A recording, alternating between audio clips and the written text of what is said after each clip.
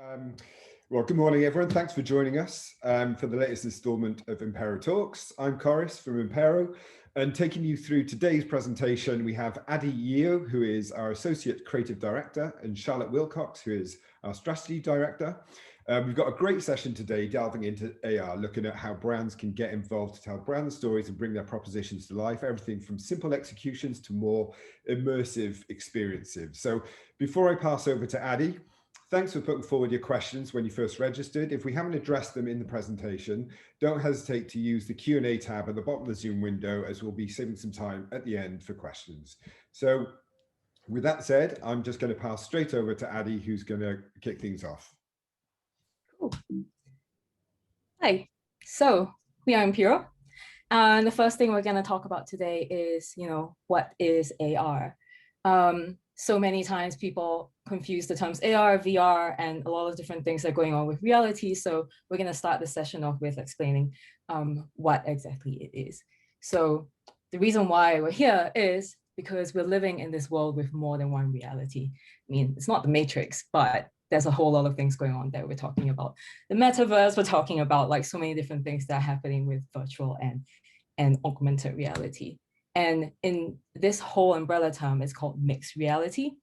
Mixed reality are experiences that seamlessly blend the real world environment and digitally created content so that both environments can coexist and interact with each other. So many things that we experience now are forms of mixed reality. So anything from, you got pure play reality, which is your real world that you live in. You got things like binaural sound, 360 video, art installations that kind of react to motion, geolocated digital experiences, like even if you use AR on Google Maps, that's a form of mixed reality. And then you have augmented reality, which is kind of a layer on top of that. And on the other end of the spectrum is complete virtual reality. So to go a little bit more into that and using, this really popular game, Pokemon Go, as an example, augmented reality is when a digital experience is added to a real-time view of the real world. So like say you're on the street, you can see people running in front of you, and then there's Pikachu, that's augmented reality. It's usually viewed on a smartphone or a tablet. The environment is overlaid with a graphic or something that behaves like a 3D object. Like it looks like it's real, it's not actually there, and it's just layered on top of what's already there. Virtual reality, on the other hand, is a fully immersive digital experience. There's 100% digital, 0% real world. You feel like you're in another place. You feel like you're actually there in the kind of like, the Pokemon gym, wherever you are. And it's usually viewed on places like Google Cardboard or VR headsets. Everything is usually computer generated, maybe as motion capture, and it can also be a 360 video, like you can watch concerts. There are huge amounts of concerts right now, like the Dua Lipa concert that was viewed in 360. So it was like it really immerses you into a different world. And what we're gonna really be talking about today is augmented reality, because what we're interested in is the real world plus more. We live in the real world, we have products and we have brands and we act in the real world. So today we're really going to talk about AR. And I'm going to pass on to Charlotte now, who will be telling us about why. So why are we using this? So I guess if you're like me, you feel like we've been talking about AR for years and years and years. And I think it actually does go back to about 1999 was kind of the first time, if you can believe it, that AR or VR was kind of mentioned. And only now do we really feel that it's kind of coming to fruition as something that is kind of a real part of the marketing mix. Am I controlling the screen? I am controlling the screen, great. And this kind of, we've seen a huge explosion in uptake of this kind of technology. So by 2030, AR and VR together are set to boost global GDP by $1.5 trillion. So kind of even within that kind of small amount of years, we're seeing a huge amount of investment from some of the real kind of big players in the tech world, which we'll kind of touch on a little bit later. And of that huge number, AR alone is set to increase to $198 billion by 2025. And just kind of looking at that, even in an even shorter period of time, that incredible increase in investment. And kind of there's a few reasons for this. We'll kind of delve into kind of three big trends that we're seeing from consumers that we think are kind of leading to this huge increase. But essentially AR has really come into its own. It's really now more than ever has far fewer barriers to entry, especially versus kind of VR, as Addy touched on. You kind of need a bit of kit and a bit of a strong stomach, to be honest. If you've done some really intense VR, it's very immersive. And really AR is kind of light. It's a bit of a lighter iteration. It's really kind of lower barrier to entry, and you can just point your phone and go ahead. And there's real value in it. I think we're kind of trying to piece together kind of what has led us to this place, and do we really think this is kind of a trend worth investing in, and do we see it kind of lasting, and rather than being kind of a flash in the pan.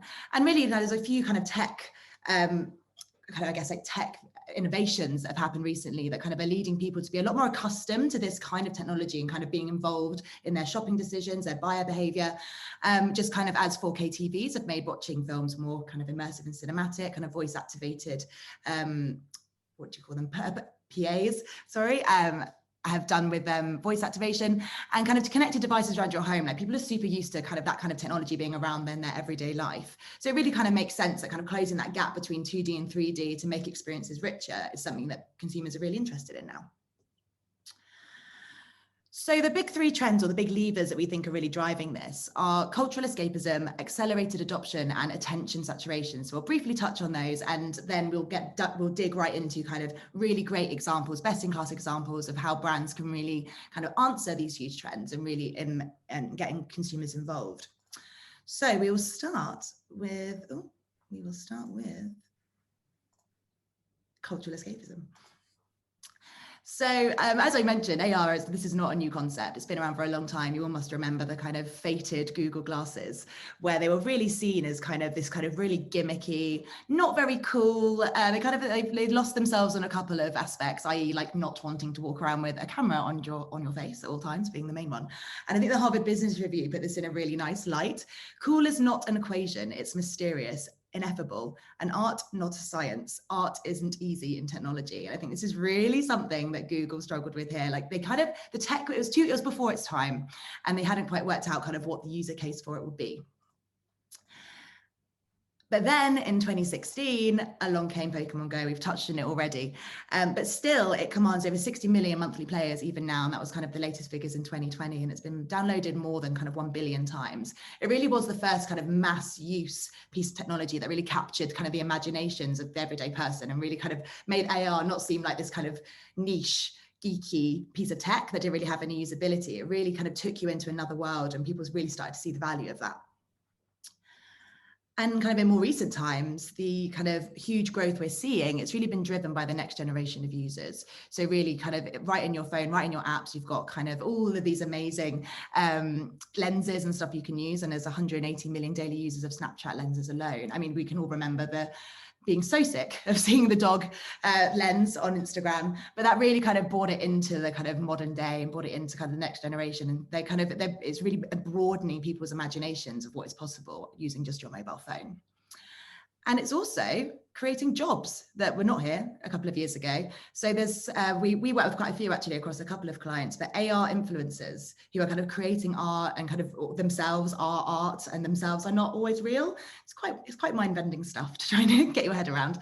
But influencers like Joanna Jaskowska and Autonomy is a really great one. Both have been named by Dazed in the last year as kind of one of their real like future gazers to watch. So it's getting a lot of pickup in this area.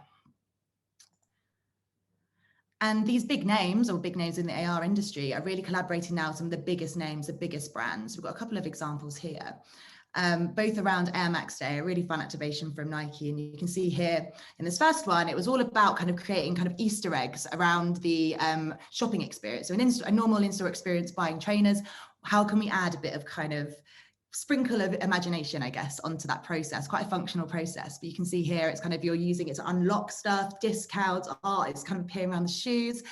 You can also, they enabled you to take like a selfie, here you go, like a shoe selfie that you could share with your friends as well. Another really nice one they did was another one around Air Max Day, where you had to search the sky for the Air Max shaped cloud, and that enabled you to again unlock exclusive content, music videos and stuff like that. So really they were harnessing the fandom around, or the existing fandom that already exists around Air Max and Air Max Day. and thinking, how can we kind of add to that consumer journey? How can we make it even more fun and interesting for them? And the second trend is accelerated adoption. So COVID is really, I mean, it's no kind of secret that it's really accelerated the uptake of kind of digital commerce or e-commerce. And McKinsey estimate that we've actually moved in 90 days, around 10 years, in terms of our adoption as kind of a consumer pool during this lockdown period. And now more than ever, kind of consumers are way more open to kind of using online much more than they would kind of in the real world. So 46% of consumers completed a new online purchase that they previously only ever purchased in store. So kind of the awkward stuff, like you want to try on a pair of shoes, you kind of want to see them and you want to walk around in them and feel what they look like and kind of see what they look like with your outfits. And Gucci, a real kind of trailblazer in this space, created a try-on app. So you can try before you buy, and like with their trainers, they're really famous trainers, the Ace trainers, you can see them on you and with your outfits and in your house. And like, it's incredibly cool. And you can kind of see how they would fit into your life. And another great example, another awkward thing to certainly buy online, or at least it was kind of a couple of years ago, is furniture. I mean, we've all been in that situation where we think we know what 100 centimeters is, we're not quite sure. And we bought furniture that's way too big or way too small. And IKEA have really answered this need and made this really, really handy app where you can visualize their furniture in your actual space. So it's really kind of, you can see how this really increases consumer confidence. You can see how it kind of, it will make the shopping experience a lot smoother and a lot less stressful, that's for sure. And interactions with products using AR showed a 94% higher conversion rate than those without. So we're really seeing kind of people are using it. When it's useful, consumers will come and they will use and they will kind of use it to increase their confidence when buying.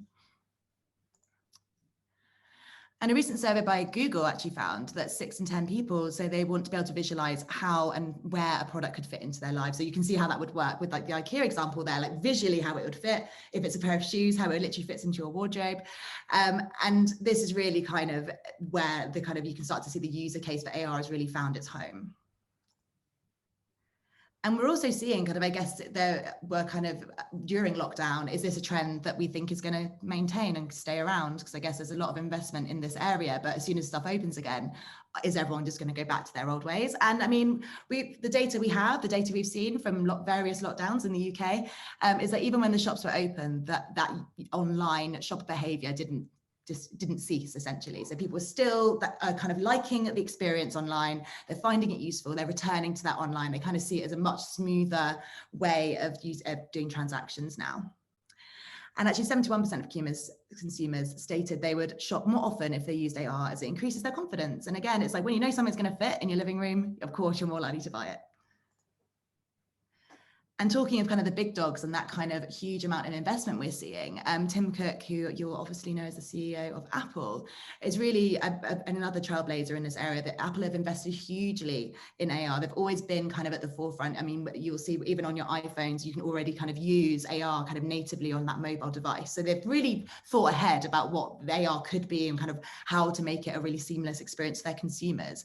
And they're estimating that actually AR experiences will be part of our everyday in most developed countries really soon. So it will be as normal as eating 3 meals a day, will be as normal as using an AR experience, which potentially makes more sense when you hear they're actually releasing their own smart glasses. We will pretend that the Google glasses never happened. These are the Apple glasses, very different. They actually look kind of like Tim Cook's glasses that he's wearing there.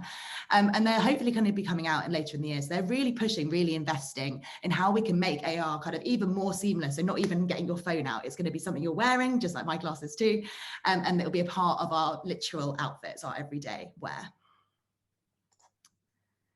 And eventually, if the trajectory continues, we're expecting to see that brands can increase their conversion rates by up to 40%. And this is kind of on that online element, and just by including AR elements in that shopper journey. And Addie's going to go through some great examples of how sort of the various different points of that consumer journey where AR is most effective and kind of fun for consumers to use. And the final trend where we're seeing this huge growth is attention saturation. So some big numbers here. So here's a horribly scary fact for you. So by 2025, it's estimated that 463 exabytes of data will be created each day globally. And that's equivalent of 212,765,957 DVDs, remember those, per day. And for those that didn't know what an exabyte was, including myself, that's a quintillion, which is actually 1,000 quadrillions, which, I mean, that clear as day, clear as day. So that's a hell of a lot of data just being created per day. When we start to think about what that means in terms of uploads, another huge number. So 2.5 quintillion bytes of content is uploaded every day. And when you even kind of slice that down again into kind of what 60 seconds looks like in a kind of traditional internet structure, so you're talking your YouTube, your LinkedIn's, your Netflix's, the numbers are massive.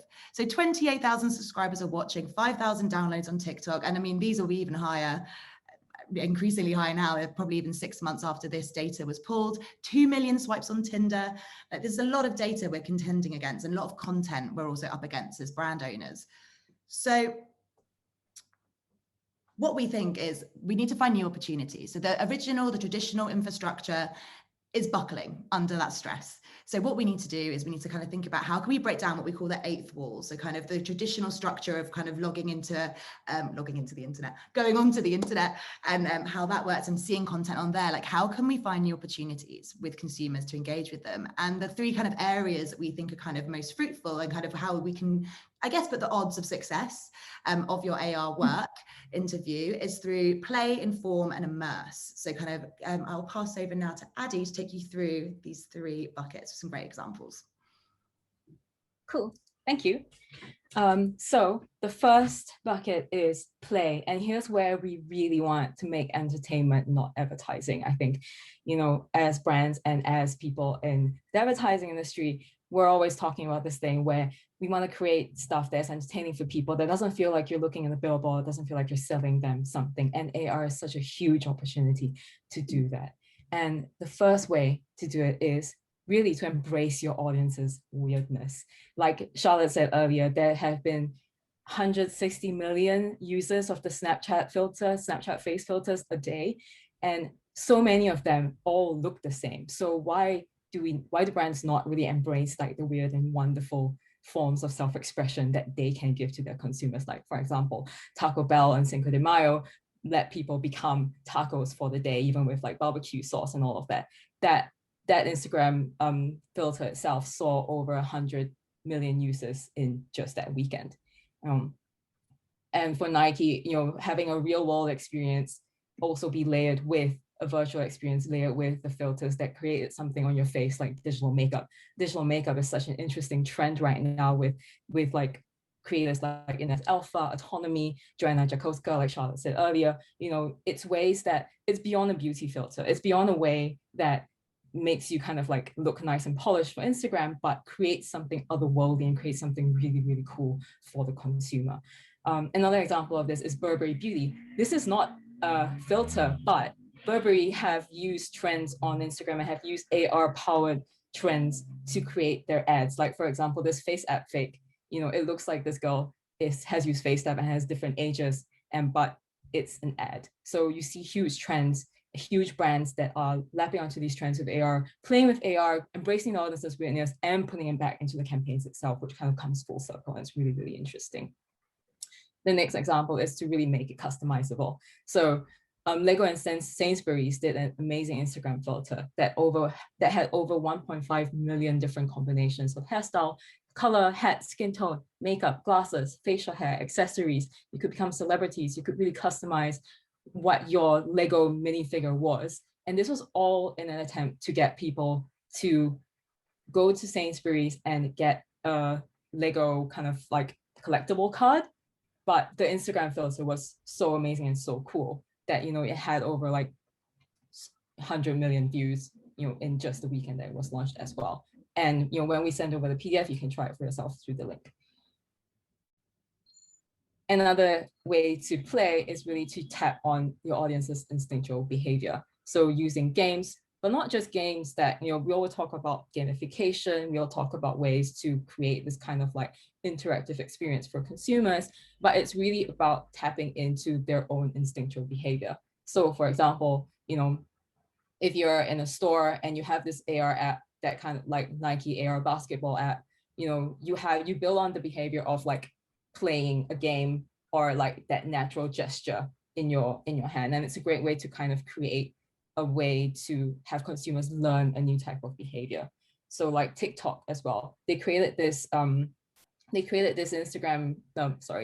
filter that moved this ball of electricity around the screen when you do push-ups in the right form. So not only was it teaching you how to do push-ups properly, it created this amazing kind of like challenge and huge trend of people kind of like, you know, doing at-home fitness and learning how to do things right using AR. You know, so it's all about kind of creating easy to play games so that, you know, the fun of the experience is always greater than the learning curve. Because we all know that with digital experiences, and like Charlotte said, with the internet minute, you have so many things going on. You have so many things that you can play with, that if this game doesn't capture your attention, if this game isn't easy to use, isn't tapping on the consumer's instinctual behavior, it's really easy for them to exit out and go to something else. And also, another great way to play and to capture a moment is to tap into this kind of like cultural moment, like say Gatorade. You know, they created this really quick, you look at it, it's not even that polished. It's really, really quick Snapchat filter that just dunked this virtual cooler of Gatorade over users, just like how it's done at the Super Bowl. You know, in one weekend, over 160 million people got dunked. And it was just something that tapped into this moment, really, really quick to use, and just, you know, created this huge kind of like overflow of people using it. Because sometimes we think that AR filters are really complicated. You might need different apps, you might need, you know, coding, or might need to learn how to use 3D. But as I'll tap on later, so many social media platforms have their own like AR creation platforms. So you don't actually need to spend, you know, a lot of money, or you don't need to actually get a developer to create an experience for you if you want to do something quick, if you want to do something reactive that taps into this cultural moment. The next bucket is to inform. So AR is really used, you know, by education and by museums, for example, to really build on what is already there. But for brands, we can really connect our physical products to this digital world.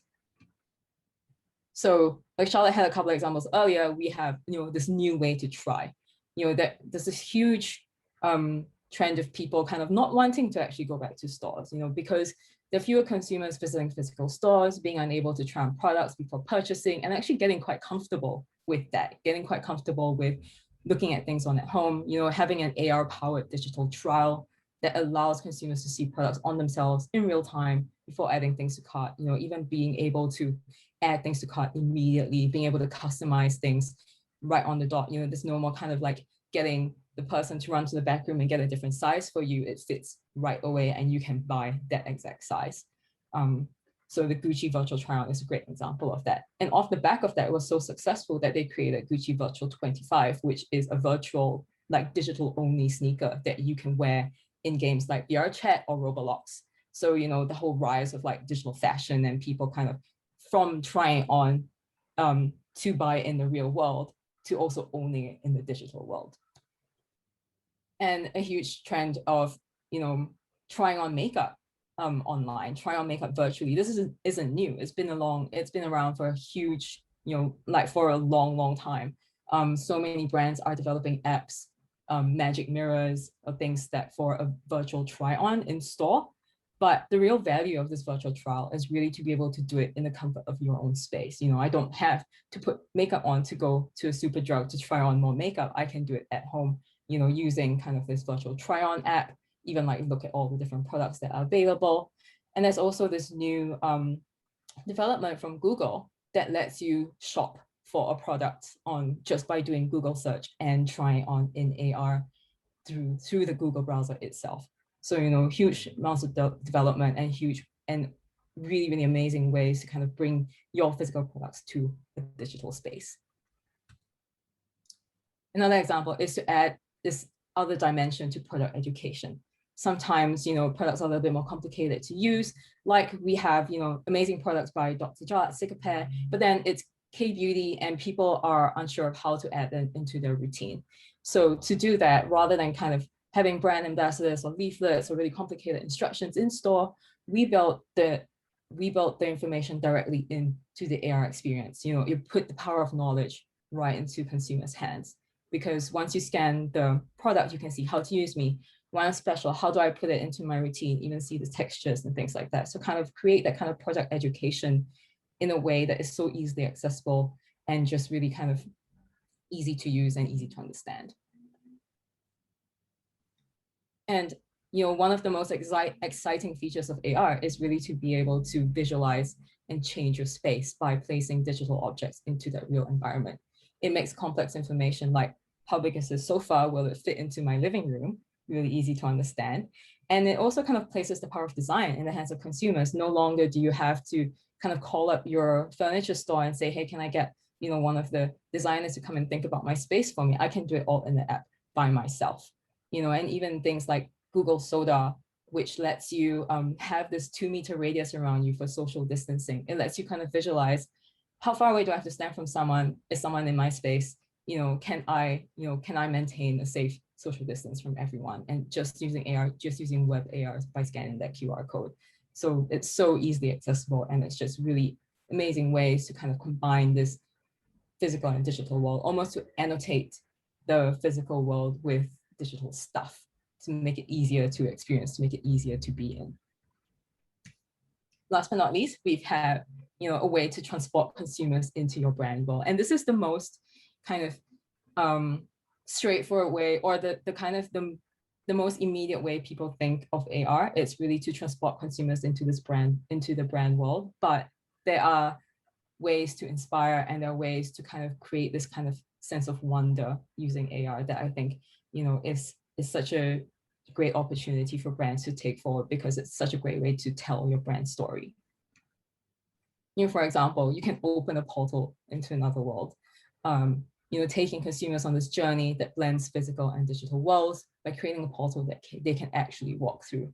So for example, we did this for Dr. Jot, where you place a portal in your space and you physically walk through it.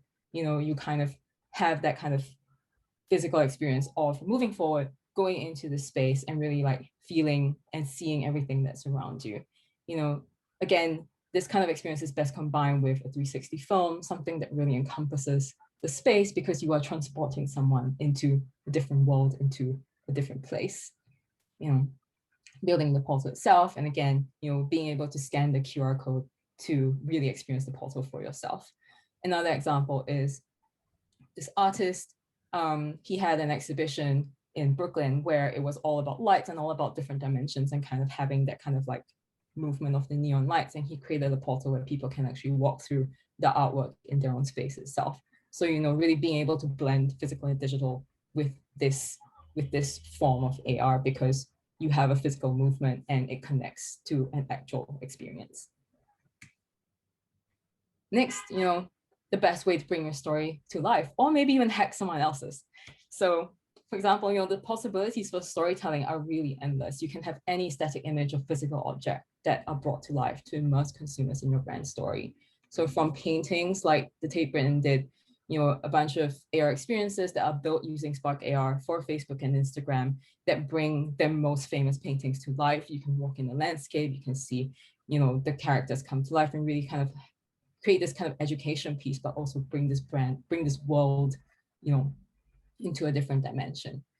And in terms of fashion, you got Simon Roja and H&M, where they did this amazing pop-up book and place celebrities like Helena Bonham Carter in your living room, in your space, just by using web AR, just by scanning this QR code and creating this real fashion world, a chance for fashion to take the fashion show out of Paris Fashion Week and into someone's living room to actually see the clothes in real life, see everything, so clearly, and see that brand world.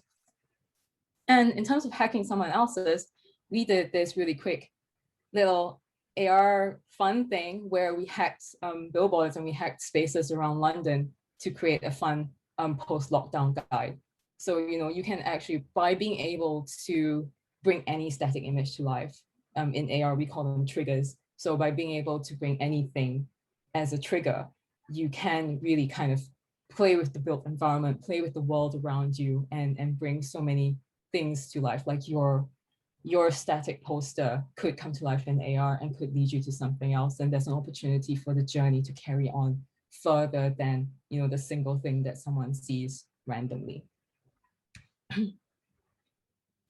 And the most exciting thing also is to add this layer of art and wonder to reality, to really open up possibilities for partnerships, discovery, and brand love, allowing your audience to create this more wondrous world, or to see a more wondrous world, or to explore this world around them. This is great for brands who have products that are not, not makeup or fashion, for example, not things that are so easily kind of visualized into the space, but using a brand partnership and using art and using that kind of sense of wonder to create a different world than the one that is around us. Like Acute Art, they did this amazing exhibition on South Bank where they brought art to life in AR, really talked about the democratization of fine art because anyone is able to see the art in their space and to actually have a piece of that art in the living room or wherever they are. Zalando did this AR filter in Amsterdam, I think, where, they place giant rainbows everywhere for Pride. And it's just a way to imagine this like new, amazing, bright world. Google also has this amazing experiment where you can place a portal into the other side of the world exactly as you are. So look down and see what's on the opposite side of the world from you. And it's really a great way for people to explore their world around them, to kind of like play with their built environment and to kind of learn a little bit more about that sense of wonder and art. So we also have some things to consider while creating AR experiences, because it's all really fun and there are infinite possibilities, but also I'm sure you guys want to know like what's the best platform to use, how much things cost and things like that. So we have kind of a rough estimate of just some things that we've done. So for example, a really easy, simple AR background filter, for example, this trial that did for UGG, is Instagram only. It's built using Spark AR, which is a really easy to use AR tool for Instagram and Facebook. Doesn't cost that much because it's easy to use. We didn't have to get a developer involved. It was our motion designer in the studio doing this filter. So, but on the other end of the spectrum, we have the Dr. Jot work where we have a geolocated AR portal with a 360 film, 3 product triggered AR experiences.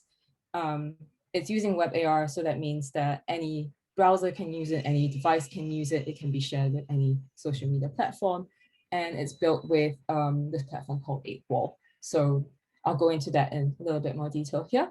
So these are the different platforms that we can use with AR. We say for building your own app, which is a huge barrier to entry for consumers.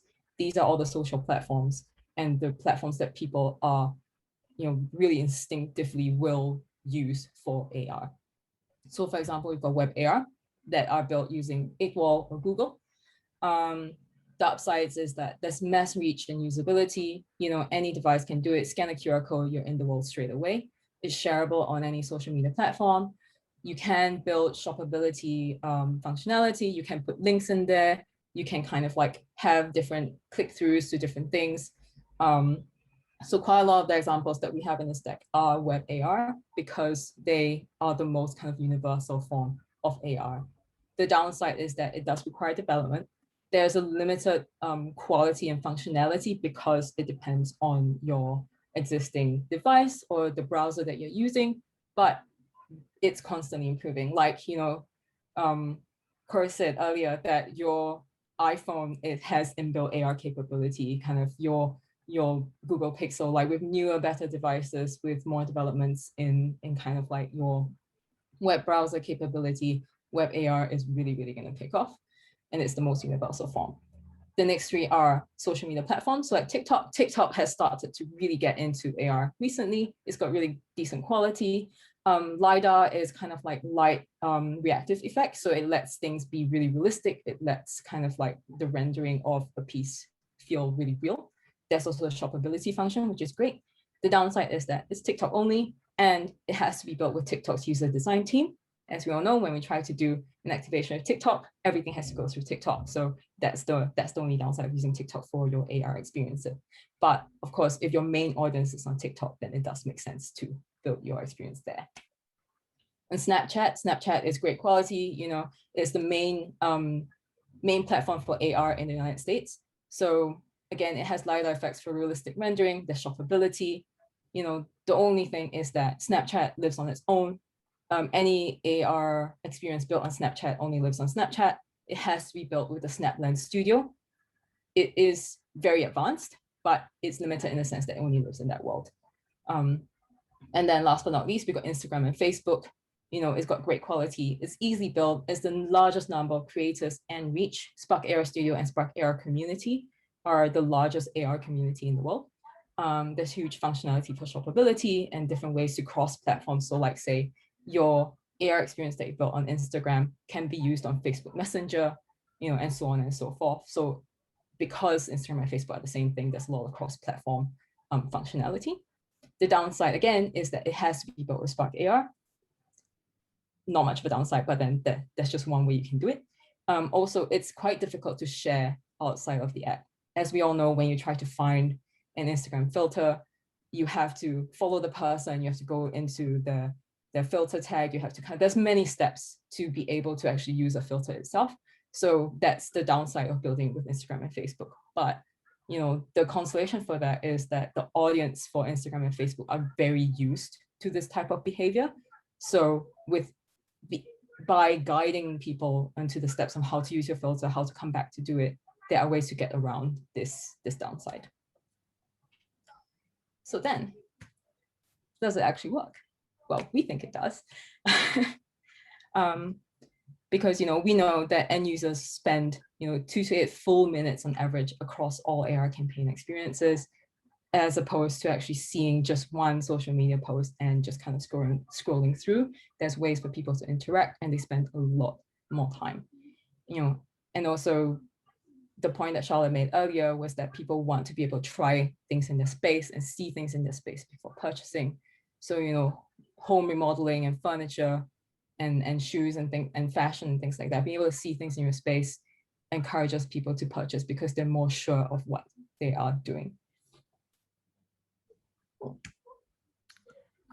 And just to summarize everything we've spoken to you guys about today, so the big trends we're seeing, the big consumer trends, and where the demand has really been driven from is that need for cultural escapism from consumers, their accelerated adoption over 10 years in 90 days, and their complete attention saturation. So kind of how can we find new ways to engage, new moments and new occasions? So next time you're kind of thinking about your next campaign, think about how you can integrate a little bit of that play, all of the inform, all of the immerse ideas that Addy took you through, and really find those new experiences for your consumers. So we look forward to seeing what you come up with or talking to us.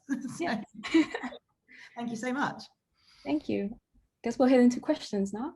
Yeah, so we've had a few questions that were asked throughout the presentation, and we've obviously had those that were submitted before. So I think we'll kick off with the ones that were just asked during this presentation, and then see if other people put in more questions, and then we can move on to a few that we picked out from those that were submitted. So one just mentioned, I guess, because we'll start with that one because it was just what you're talking about, Addy, is just they said platform wise, if you wanted to bring a print ad to life, would you need to use web AR?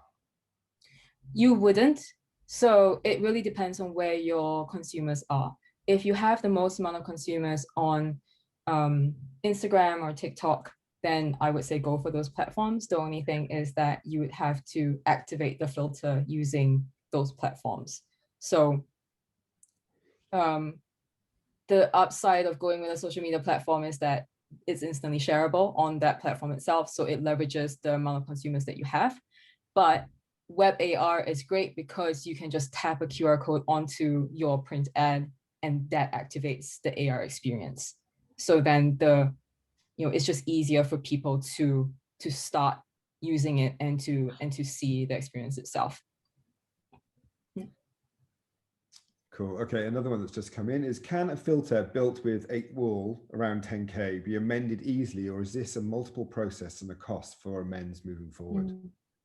So with 8-wall, it is not a platform that consumers like us, agencies use.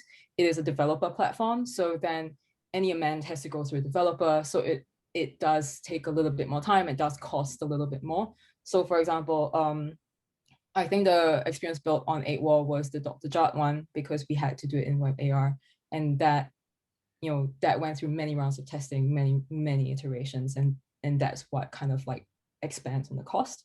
But if you build an experience on a social media kind of platform like Spark AR or Snap Lens, for example, then you can do it, or your designer can do it, and there isn't a developer involved. Cool. Next one is, would you recommend brands with day-to-day FMCG items that do not require visualization, e.g. deodorant or shower gel, to use AR? Any examples of brands leveraging AR to show purpose initiatives? So I can kick off this one if you like. So with the FMCG point, I think there's definitely opportunities for kind of brands like that to use AR and kind of tapping into that more into kind of the storytelling side of AR. So kind of it was a challenge we had with Dr. Jarks, of course, kind of really kind of face cream is quite functional when you get down to it. So how can we kind of really bring to life the effect or the impact of that quite functional product? And the way we decided to do that, it was kind of through that kind of real textualized storytelling, immersing people in the world that we'd created. So it's definitely an option, I think, for AR to have a place for more functional brands, but I think it will be kind of a bit more exploration creatively in terms of how you can kind of create a compelling world or a creating experience that kind of mimics the reactions. You can see kind of, say it was kind of refresh or freshness, you can start to see how that kind of world could start to be built in a creative way. So yeah, definitely go for it, functional brands. Yeah, and I think like, you know, we're saying that things like makeup and fashion are really easy because you can see the immediate effects of the product. But for a brand that doesn't have like an immediate visible effect, then it's more about the brand storytelling. It's more about tapping into cultural moments. It's more about kind of being just a little bit more creative with what the AR experience is. And brands that use AR for purpose, there has been an amazing kind of AR development called Earth Speaker that was done in collaboration with Olafur Larsson, the artist, and basically allowed children to put faces to things in nature like stones, trees, the water, and things like that, and kind of like put out a message into the world like, stop cutting me down, you know, stop pollution and things, and really got a great initiative for kids to have a voice and place a voice to natural objects. Yeah. Great. Okay, so another question here. Do people reuse AR? For some of the immersive examples, you feel it would be a one-off use. Is this ROI efficient? So actually, there are ways to reuse what is being done. So for example, we had a couple of examples earlier for Nike. So the Nike Air Max Day and the Nike AR basketball are both built in 8th Wall, and are both built using the same kind of functionality of flicking something into a basket. So the game device is the same, but the skin is different. So you can always style something differently for a different campaign, but have the mechanic be the same. So because that's the bulk of the work. Once you've developed the mechanic for the more balls I shoot into the basket, the higher my points, the more discounts I get, then you can just style it differently the next time round for the next campaign launch. So that's a great way to kind of reuse what you've already done in a different experience. So I think that links, we had a question just expanding on the preference for the dev options. So, and they've said, if platforms were Instagram and TikTok primarily, is there one size fits all for both? Right now, no. Yeah. Well, the best platform, I guess, it really depends on where your audience is. The easiest to edit and the kind of most instinctual platform for consumers to use right now would be Instagram. But then there's also Snapchat and TikTok. So it really depends on where the bulk of your interactions are going to be. There's also ways to share a video, you know, taken off the AR experience on Instagram or on TikTok and things like that. But then the actual experience has to go back to that original platform. And someone has said, do you think there should be a campaign-only approach to AR, or can it be an always-on opportunity too, referring specifically to 8th Wall here? I think it kind of depends what you're doing. I think it kind of, for some of the more functional parts of AR, i.e. if you think AR is going to become a central part of your service offering, I imagine, if say for like a furniture, if like an IKEA example, then yes, absolutely. I think a more functional, if it's really improving the consumer journey and really impacting your kind of workflow like that, I think absolutely it could be an always on. But in terms of content, I would argue that it's beneficial to have a more 360 approach to kind of using AR activity at the moment, just because it's still relatively new as a kind of format for consumers to get their head around. So kind of having that additional support is usually quite useful. We definitely found it useful for the Dr. Jart project to have kind of other areas kind of pointing to the experience to kind of make people aware of it, etc. So I think it really depends what the AR experience is you're doing. Is it down the more functional end, and is it a central part of your offering? If so, then yes, absolutely, it can be part of your always on. If it's more of a kind of artistic expression or an event, a once in a moment thing, then I think it is more useful to have that 360 support. I think it also comes down to the technology being normalized and people accepting it. So for example, I definitely absolutely agree. Like when I remember I recently redid my kitchen, and I was looking at a fridge, and there was, there were, I can't remember which website it was, but there was one where you could pick a fridge and you could place it in the room. Like, so the IKEA example basically, and that was just like super helpful. And then when you go to other websites and they don't have that, they'll get to a point where people will assume that certain brands offer certain functional uses of this technology because it's been adopted everywhere. And when you don't have it, then people might just go, that's annoying. I can definitely see a time kind of returns, like, like the infamous standing in the post office queue all the way through lockdown experience that we all had. Like that will become a thing of the past. Like I think it will become a hygiene factor for quite a lot of kind of, not even kind of big ticket items. I think for kind of clothes, for shoes, for like stuff that you, like fitting rooms, what a confusing concept that will one day become. Like it will not be seen as effective or efficient to kind of try on items that way. Yeah, I think there's a huge opportunity for functional things like clothing, like why doesn't ASOS have an AR try on, right? And shoes, makeup and things like that, where like you just want to quickly visualize it in your space. So definitely it doesn't need to be a campaign only, but then to support it with a campaign would increase the reach and would increase the usage.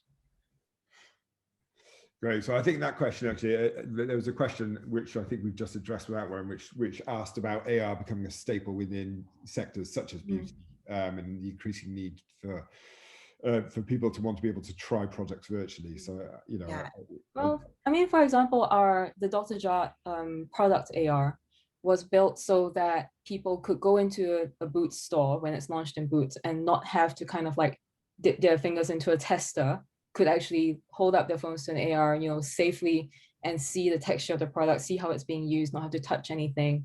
And was really built from the need of having to do this kind of like trial and showcase the product benefits without people touching the product itself. And it's actually grown into, people at home doing it and people using it even before they buy the product. And now, possibly translating into different languages to kind of live on as part of the standard offering. So it's a way that something that was built out of a need can really become part of the DNA of the brand. That's another thing that I think seems completely bonkers now, doesn't it? Like sharing testers. I think it's like, if lockdown's done anything, I think it's just made us reevaluate kind of actually it's just accepted as norm. And actually, is there a better way? And I think it's kind of allowed brands and retailers to kind of take stock of actually, is that the most efficient, effective way of allowing, or can you get that same experience digitally? And I think increasingly now we're seeing that the tech is moving in a space where you absolutely can. Like I was really surprised and impressed with the Dr. Jart work and how kind of the textures come to life. And it's just like you're seeing it in front of you. It's crazy. Okay, I've got a few more questions have come through. So someone said, awesome presentation, thank you. You mentioned people on average spend more time on an AR experience than a standard social media post. Do consumers that come through an AR experience, are they more likely to buy the product, or is there a way of measuring this currently? Thanks. It's a good question. That's a good question. We may have to follow up with that one because I'm not sure. To be honest, in terms of that full consumer journey right through to purchase, it's still pretty clunky. I mean, like as all, proof of purchase is still pretty clunky, even with kind of traditional forms of marketing. So I think we are basing it purely on the kind of retention of people, how long they're staying within an experience is kind of, I would say, a bit of a clue to whether they would go on to buy. But of course, because you're moving between online and offline worlds, where do they go after that? That tech isn't necessarily in place just yet to kind of piece the whole journey together. But we kind of tend to use kind of the engagement metric versus to kind of give us an indication of that fact. Again, just from that Dr. Charlotte example, you know, we had people coming into the AR experience from Boots online itself. So like over the launch of the weekend, we had over 11,000 users from boots.com, you know, off the portal. So actually people going from a shop to the AR experience and then possibly back to the shop, but then there was no way to track back to going back to Boots. So like Charlotte said, the trackability for kind of like, especially if you put links into the AR experience, it links to a website and then you have to track from the website. But again, if you have things like Instagram or Facebook where you can shop from the app itself, then it would be a lot easier to track, you know, how links are clicked and how kind of people actually like carry on the full journey to purchase. Okay, I've got a question here about influencers and their role in creating awareness. So do you think influencers are paramount to the exposure of the finalized filter? Do you have any examples for reference?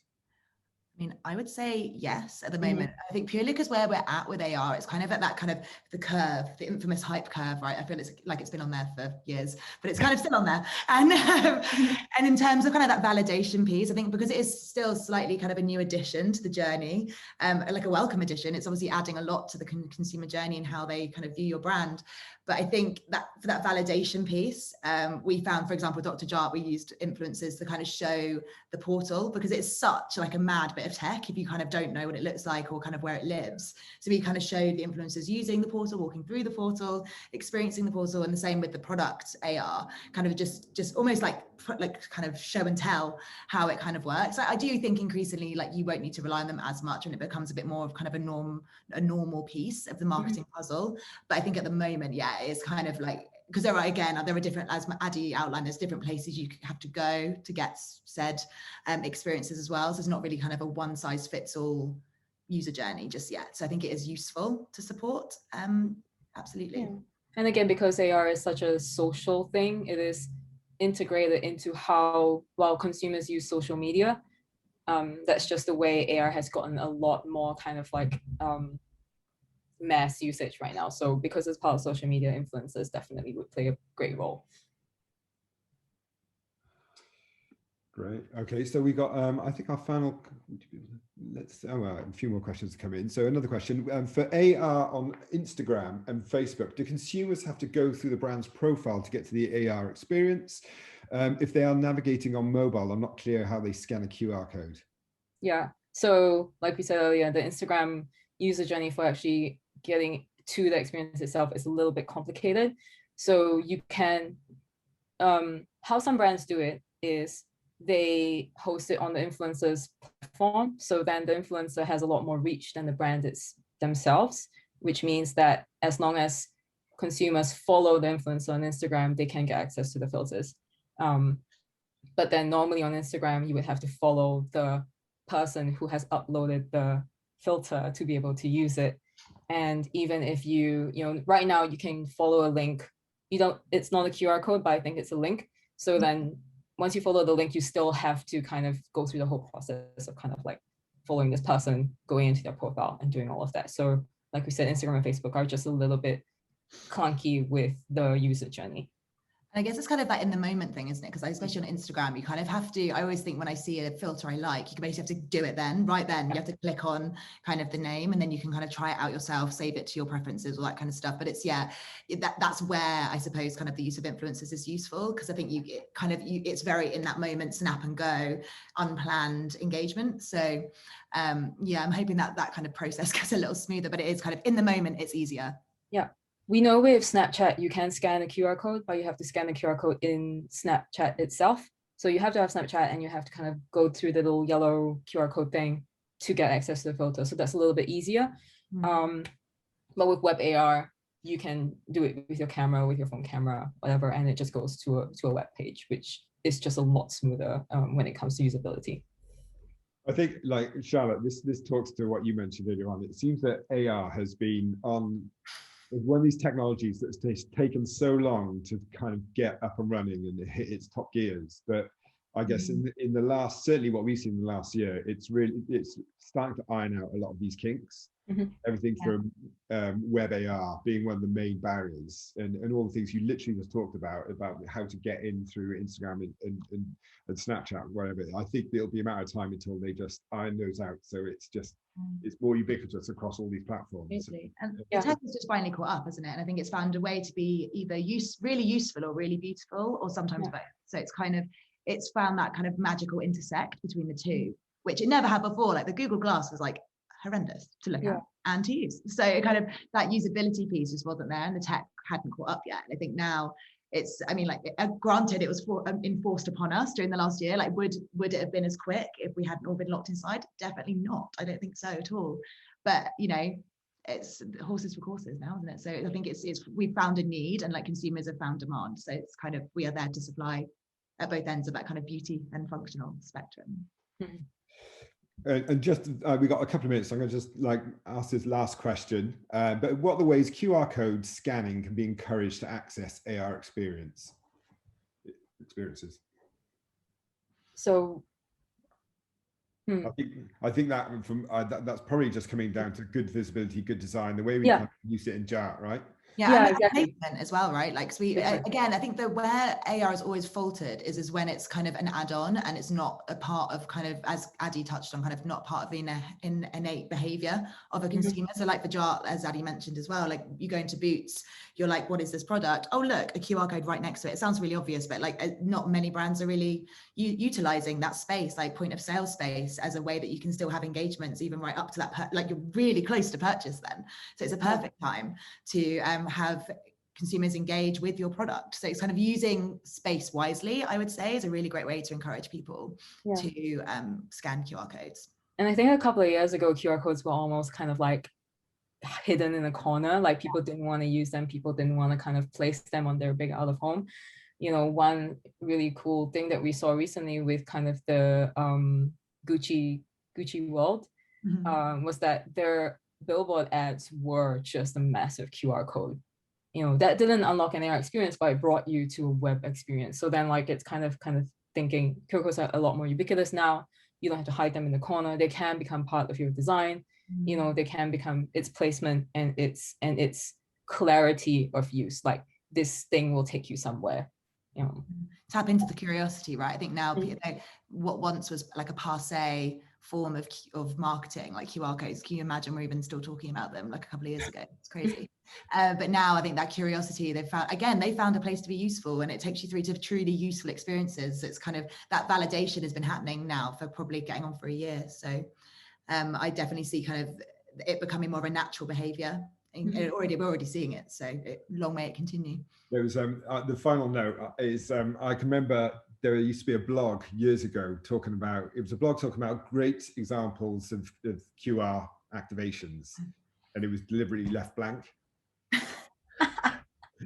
But like, you know, we are way past that, and it is definitely coming back in a massive way, in a way that's just normalized, and people are just on board with it now. So yeah, it's almost like now when you see a QR code, you expect it to make something happen. And when it doesn't, when it just brings you to a browser or like a web page, you're like, boring.